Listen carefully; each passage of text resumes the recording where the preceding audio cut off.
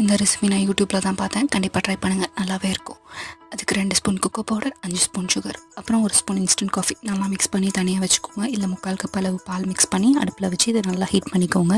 இப்போது இதில் 2 ஸ்பூன் வெண்ணெய், ஒரு 50 கிராம் அளவுக்கு டார்க் சாக்லேட் அதையும் போட்டு நல்லா மெல்ட் ஆக்கிக்கோங்க. இப்போது கார்ன்ஃப்ளவர் 1 ஸ்பூன் எடுத்து அதை தண்ணியில் நல்லா மிக்ஸ் பண்ணி இது கூட சேர்த்து நல்லா ஒரு திக்கான கன்சிஸ்டன்சி வர வரைக்கும் அதை நல்லா பேனில் வச்சு ஹீட் பண்ணிக்கோங்க. ஹீட் ஆனதுக்கப்புறமேட்டு என்ன செய்யணும்னா அந்த திக் கன்சிஸ்டன்சி வந்ததுக்கப்புறமேட்டா மீதி பிஸ்கெட், அதாவது நான் ஒரு பேக்கெட் அளவுக்கு எடுத்திருக்கேன் என்னோடய குவான்டிட்டி அளவு இன்றைக்கி. ஸோ அதை நல்லா நொறுக்கி வச்சுருக்கிறத இது கூட ஆட் பண்ணி இந்த பேட்டர் எல்லாம் நல்லா கோட் ஆகிற மாதிரி அது மிக்ஸ் பண்ணி அதை கூல் டவுன் பண்ணிக்கோங்க.